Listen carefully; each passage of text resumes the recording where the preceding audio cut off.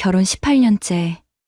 나는 아내 지연이를 안다고 생각했다. 매일 새벽 5시 30분에 일어나 현장으로 향하는 나를 위해 도시락을 싸주고 저녁 늦게 돌아오면 고생했어요 라며 맥주 한 캔을 내밀어주는 여자. 고등학교 동창이었던 우리는 25살에 결혼해서 아들 지훈이를 낳고 평범하지만 성실하게 살아왔다. 건설회사 현장소장이라는 직업 특성상 나는 늘 바빴다. 아침 7시부터 저녁 8시까지 현장에 있고 주말에도 안전점검이나 진도 확인으로 나가는 날이 많았다. 지연이는 불평 한 번 없이 집안일과 아이 뒷바라지를 혼자 해왔다. 그런데 3개월 전부터 뭔가 달라지기 시작했다. 여보, 핸드폰 바꿨어? 어느 날 저녁 지연이가 평소보다 훨씬 작고 얇은 스마트폰을 만지작거리고 있었다.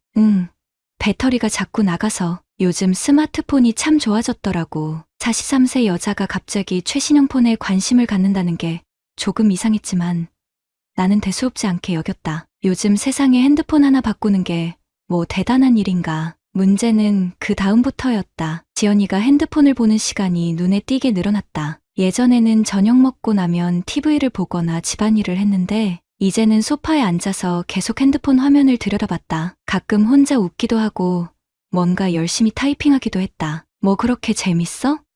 그냥 동창들이랑 단체 카톡방 만들었어. 다들 근황 얘기하고 그래. 지연이는 살짝 당황한 듯 핸드폰을 뒤집어 놓았다. 화면이 보이지 않게. 그때부터 나는 무의식적으로 관찰하기 시작했다. 건설 현장에서 20년 넘게 일하면서 터득한 습관이었다. 뭔가 이상하면 일단 지켜보고 확인하고 그 다음에 판단한다. 지연이의 변화는 점진적이었지만 분명했다. 먼저 외모에 신경을 쓰기 시작했다. 동네 마트 가는데도 립스틱을 바르고 헤어 에센스를 발랐다. 예전에는 집에서 늘 편한 추리닝만 입고 다녔는데 이제는 청바지에 니트를 입고 나갔다. 어디 가? 마트 좀 다녀올게. 하지만 마트 다녀오는 시간이 예전보다 훨씬 길어졌다. 예전에는 1시간이면 충분했는데 이제는 2시간, 3시간씩 걸렸다. 그리고 무엇보다 나와의 대화가 줄어들었다. 오늘 현장에서 뭐 특별한 일 있었어?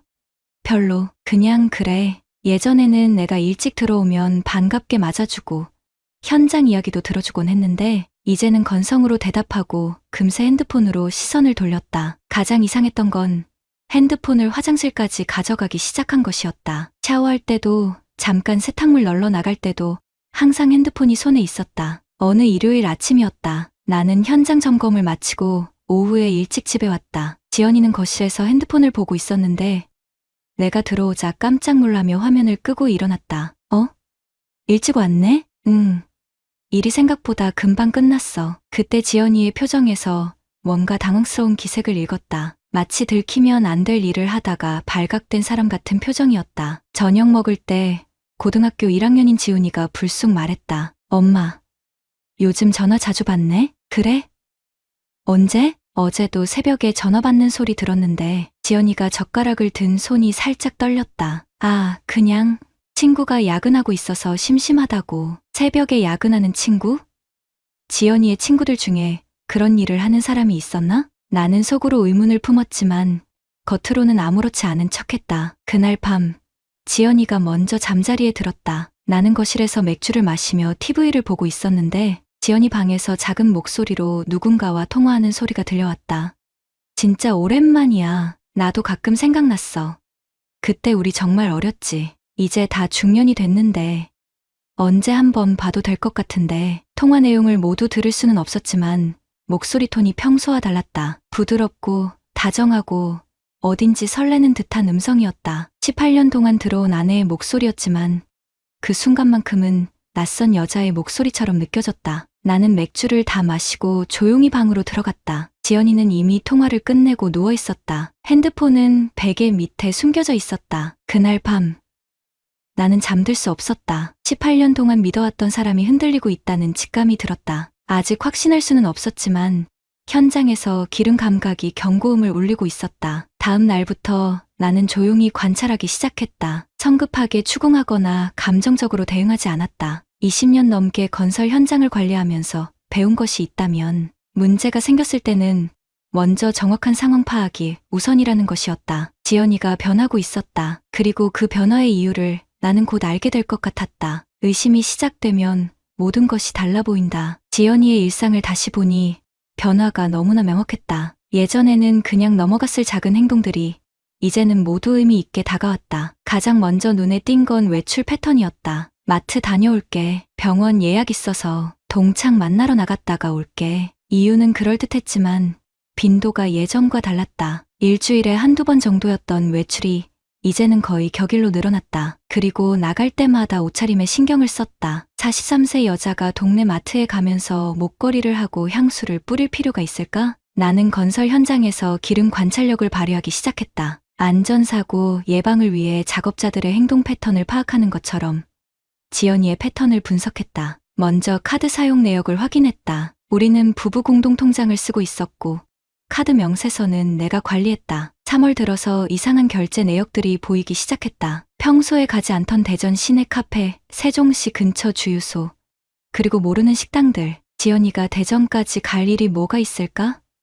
우리는 충주에 살고 있는데 대전까지는 차로 1시간 반 거리였다. 주유비도 늘어났다. 예전에는 한 달에 10만 원 정도였는데 최근 2달은 20만 원을 넘었다. 지연이가 어디를 그렇게 다녔을까? 그날 저녁 나는 조심스럽게 물어봤다. 요즘 외출이 많네. 어디 다녀온 거야? 친구들이랑 가끔 만나서 수다 떨고 그래. 집에만 있으니까 답답해서. 지연이의 대답은 자연스러웠지만 시선은 내 얼굴을 제대로 마주치지 못했다. 18년을 같이 산 사람이니까 이런 미묘한 변화를 놓칠 리 없었다. 다음 날 나는 결심했다. 점심시간에 차량용품점에 들러서 작은 GPS 추적기를 샀다. 동전만한 크기의 기기였는데 자석으로 차량 하부에 부착할 수 있었다. 가격은 15만 원이었다. 이거 배터리는 얼마나 가나요? 한 달 정도는 충분합니다. 스마트폰 앱으로 실시간 위치 확인 가능하고요. 업체 직원의 설명을 들으며 나는 복잡한 기분이었다. 내가 지금 뭘 하고 있는 건가? 18년 동안 믿어온 아내를 의심하고 몰래 추적기까지 달고 있다니. 하지만 의심이 한번 시작되면 멈출 수가 없었다. 저녁에 지연이가 샤워하는 동안 나는 조용히 현관으로 나가서 그녀의 차 뒷바퀴 휠하우스 안쪽에 GPS를 부착했다. 손이 떨렸다. 그 주 금요일이었다. 오늘 동창 만나서 좀 늦을 것 같아. 오후 2시쯤 지연이가 전화했다. 나는 현장 사무실에서 공사 일정을 검토하고 있었다. 그래. 안전하게 다녀와. 전화를 끊자마자 나는 휴대폰 앱을 켰다. 지연이의 차는 충주에서 남쪽으로 향하고 있었다. 대전 방향이었다. 오후 4시. 차는 대전 시내 한 카페 앞에 멈춰 있었다. 오후 7시까지 같은 곳에 머물렀다가 이번에는 대전 외곽의 모텔 근처로 이동했다. 그곳에서 밤 10시까지 머물렀다. 내 손이 떨렸다. 3시간 동안 모텔 근처에 있었다는 것은 뭘 의미하는가? 동창 만나서 차를 마시는 게 3시간이나 걸릴까? 그것도 모텔 근처에서? 집에 돌아온 지연이는 평소와 다름없이 행동했다. 어땠어? 동창들 만나서. 다들 안 변했더라. 옛날 얘기하느라 시간 가는 줄 몰랐어. 거짓말이었다. 나는 확신했다. 그 주말 지훈이가 내게 다가왔다. 아빠, 엄마 좀 이상하지 않아? 왜? 요즘 자꾸 나가시고 집에 있을 때도 핸드폰만 보고 예전에는 내 숙제도 봐주시고 그랬는데 17살 아들의 관찰력도 예리했다. 지훈이도 엄마의 변화를 느끼고 있었던 것이다. 그리고 어젯밤에 엄마가 전화 받는 소리 들었는데 목소리가 달랐어. 되게 다정하게 말하더라고.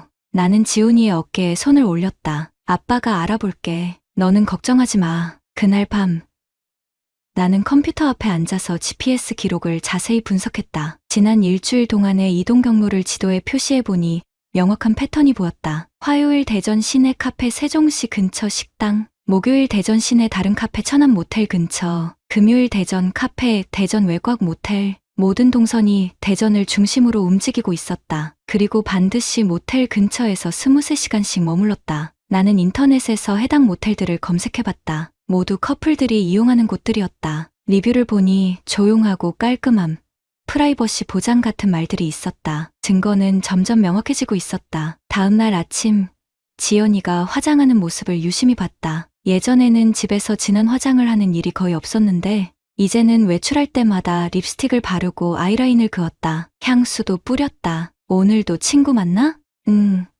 잠깐 차나 마시고 올게. 또 거짓말이었다. 친구 만나서 차 마시는데 왜 그렇게 꾸며야 할까? 나는 이제 확신했다. 지연이가 다른 남자를 만나고 있다는 것을. 그리고 그 관계가 단순한 만남을 넘어섰다는 것을. 하지만 나는 아직 아무 말도 하지 않았다. 성급하게 추궁했다가 증거를 없애거나 더 교묘하게 숨길까봐 걱정됐다. 건설 현장에서 20년 넘게 일하면서 배운 것이 있었다. 문제가 생겼을 때는 감정적으로 대응하지 말고 충분한 준비를 한 다음에 해결해야 한다는 것이었다. 나는 더 확실한 증거가 필요했다. 그리고 그 증거를 바탕으로 마지막 결정을 내릴 생각이었다. 18년 동안 믿어온 사람이었지만 배신이 확실하다면 절대 그냥 넘어갈 수 없었다. GPS 추적을 시작한 지 2주가 지났다. 지연이의 행동 패턴은 이제 너무나 명확했다. 화요일과 금요일, 정확히 일주일에 2번씩 대전으로 향했다. 항상 같은 시간, 같은 루트였다. 오후 2시에 집을 나가서 대전 시내 카페에서 1시간 정도 머문 다음 모텔로 이동해서 3시간가량 체류했다. 나는 더 구체적인 증거가 필요했다. 월요일 아침 현장 일을 마치고 충주 시내 사설탐정 사무소를 찾았다. 20년 넘게 이 동네에서 살았지만 이런 곳에 와본 것은 처음이었다. 불륜 조사 의뢰하시는 분들 많아요. 요즘 시대가 그래요. 50대 중반으로 보이는 소장이 담담하게 말했다. 이런 일이 흔한 일이라는 듯이. 사진이나 동영상 같은 확실한 증거가 필요하시죠? 법정에서 통할 수 있는. 나는 지연이의 이동 패턴과 모텔 위치 정보를 넘겼다. GPS 데이터만으로도 전문가에게는 충분한 정보였다. 이 정도면 쉬운 사건입니다. 금요일에 현장 가서 확인해 드릴게요. 비용은 50만 원입니다. 그 주 금요일, 나는 평소보다 일찍 현장을 마치고 사무실에서 대기했다. 오후 4시쯤 탐정에게서 연락이 왔다. 사진 확보했습니다. 모텔 입구에서 남녀가 함께 들어가는 모습, 나오는 모습 모두 찍었어요. 얼굴도 선명하게 나왔고요. 내 손이 떨렸다. 이제 더 이상 의심이 아니라 확신이었다. 상대 남자는 누구인지 알 수 있나요? 차량 번호로 추적해보니 김정훈이라는 사람이네요. 45세.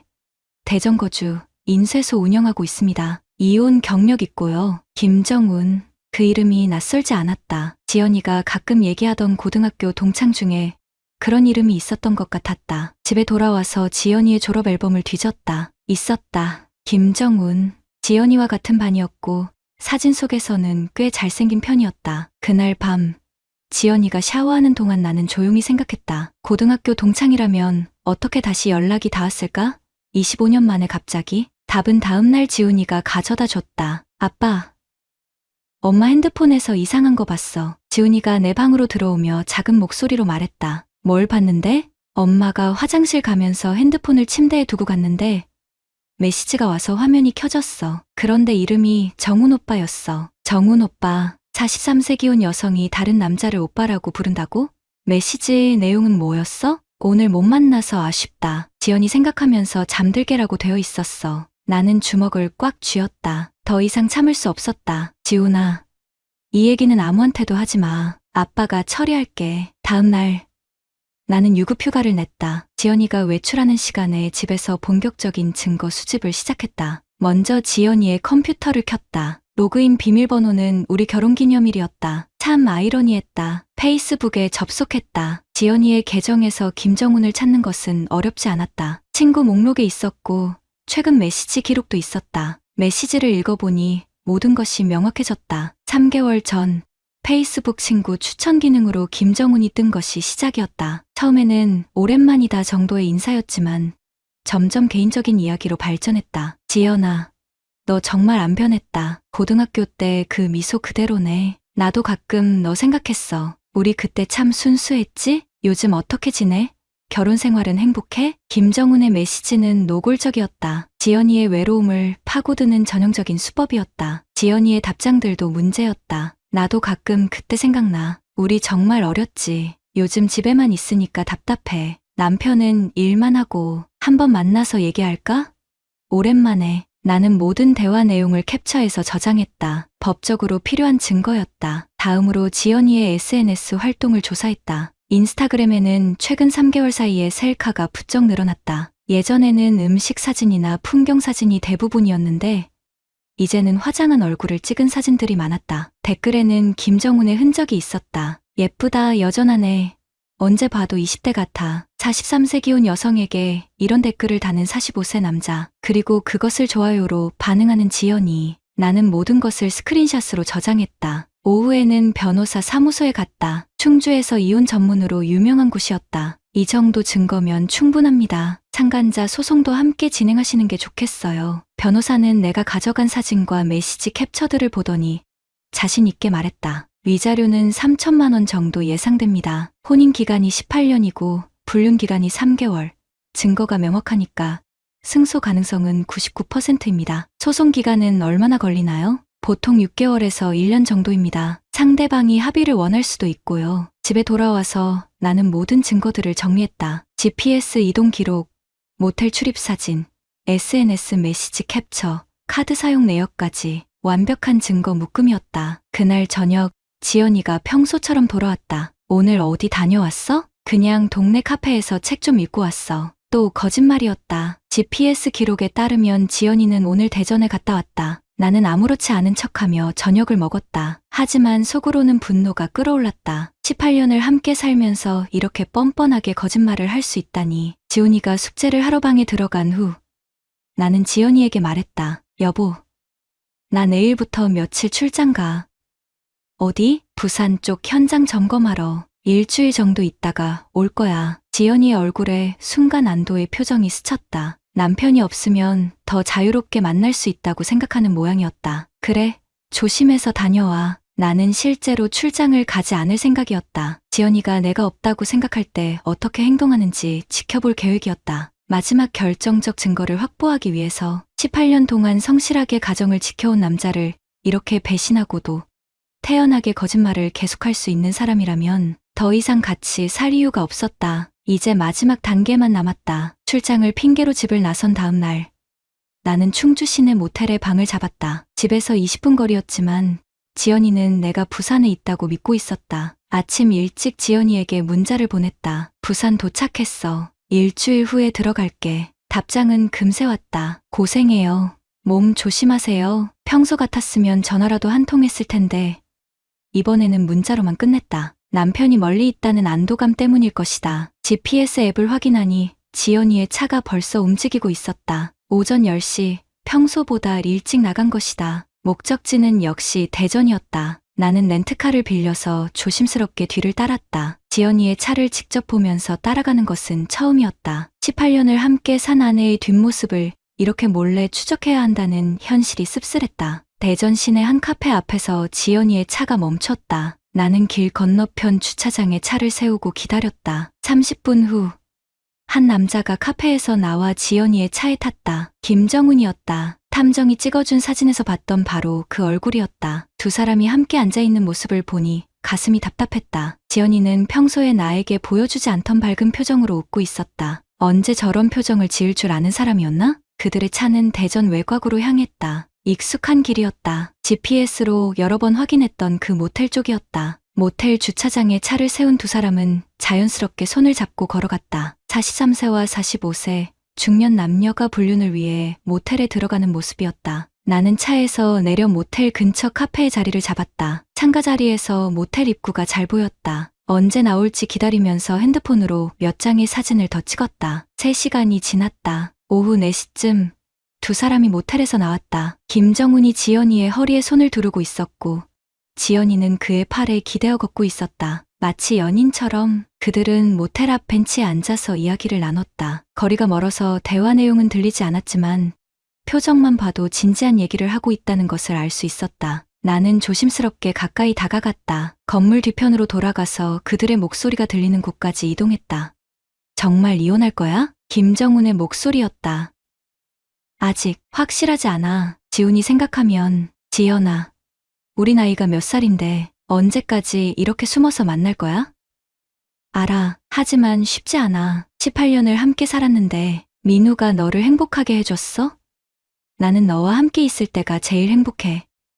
나도 정훈이랑 있으면 예전으로 돌아간 것 같아. 내 주먹이 저절로 쥐어졌다. 18년 동안 가정을 위해 성실하게 살아온 남편을 뒤에서 이렇게 평가하다니. 내 인쇄소도 요즘 어려워서 만약 우리가 함께 산다면 당신 남편한테 위자료라도. 김정훈의 속셈이 드러나는 순간이었다. 경제적으로 어려운 상황에서 지연이와의 관계를 이용하려는 것이었다. 그런 얘기는 하지 마. 나는 돈 때문에 이러는 게 아니야. 알아?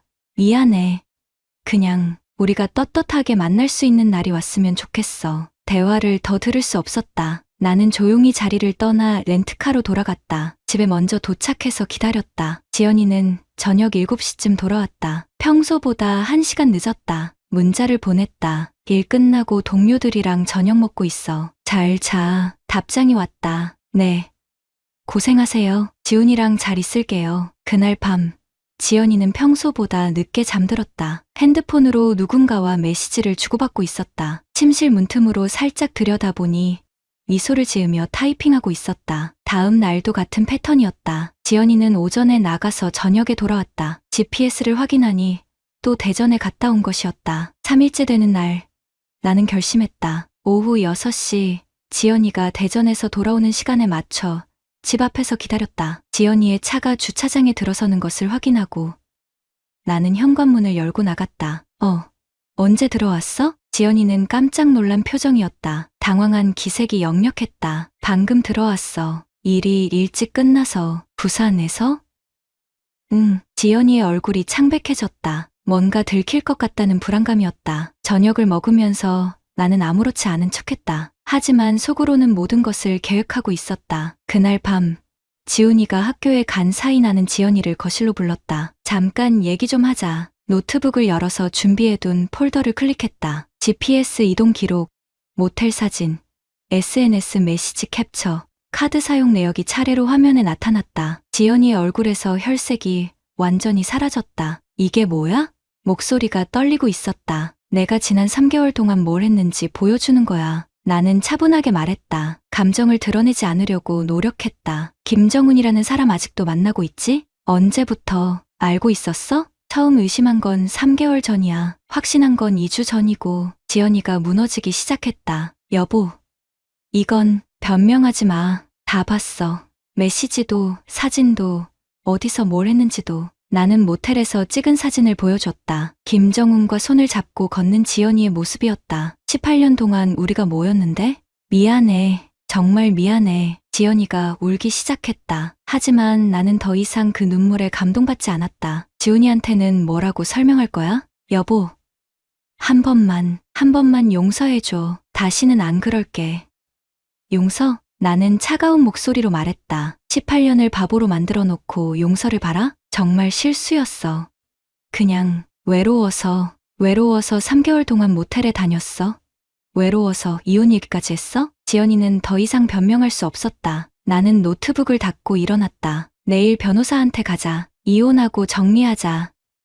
여보, 이제 끝이야. 김정훈이랑 행복하게 살아. 그날 밤부터 나는 별실에서 잤다. 18년 만에 처음이었다. 말은 더 이상 필요 없었다. 이제 법적 절차만 남았다. 이혼 소송과 상간자 소송을 동시에 진행하기로 했다. 변호사는 내가 준비한 증거들을 보고 감탄했다. 이 정도 증거라면 100% 승소입니다. GPS 기록, 모텔 출입 사진, SNS 대화 내용까지 완벽하네요. 소장을 접수한 지 일주일 후 김정훈에게 법원 서류가 전달됐다. 그의 반응은 예상했던 것보다 더 치졸했다. 지연이에게 전화를 걸어서 소리를 질렀다고 했다. 왜 남편한테 말했어?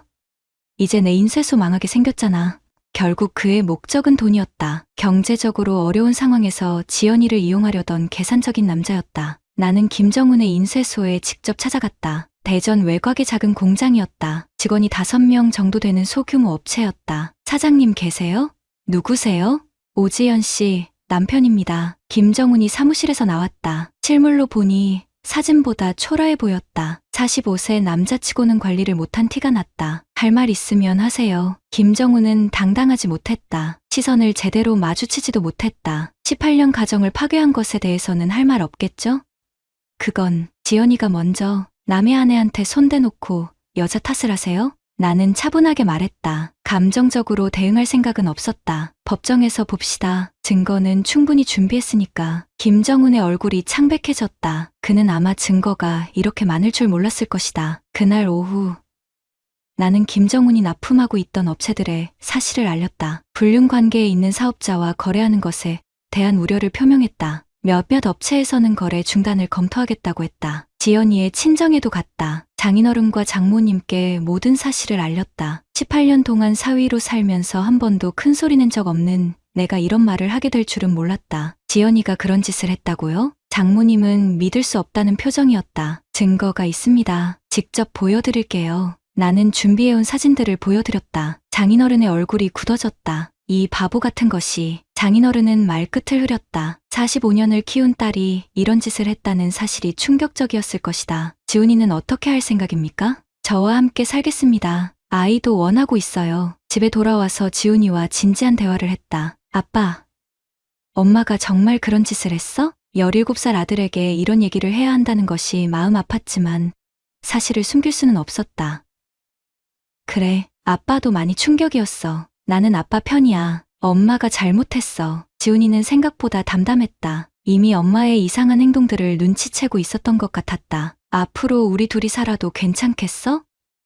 응, 아빠만 있으면 돼. 그 말에 가슴이 뭉클했다. 적어도 아들만큼은 내 편에 서주고 있었다. 재판은 예상보다 빨리 진행됐다. 증거가 명확해서 변론할 여지가 별로 없었다. 김정훈 측에서는 처음에 사랑에 빠진 것뿐이다라고 항변했지만 지연이가 기혼자라는 것을 알면서도 관계를 지속했다는 점에서 불법행위가 성립했다. 지연이는 법정에서도 끝까지 이해할 수 없는 모습을 보였다. 18년 동안 저를 여자로 안 봐줬잖아요. 저도 인생이 있어요. 변호사가 말리는데도 자신을 합리화하는 말만 반복했다. 나를 보고 있는 판사의 표정에서 동정을 읽을 수 있었다. 원고가 18년 동안 성실하게 가정을 지켜온 것은 명백하고 피고들의 행위는 혼인 관계를 파탄시킨 중대한 불법 행위로 판단됩니다. 판결은 명확했다. 김정훈에게 위자료 3천만 원, 지연이와는 이혼 및 재산 분할, 지훈이의 양육권은 나에게. 모든 것이 내가 원하는 대로 결정됐다. 법정을 나오면서 김정훈이 다가왔다. 형님,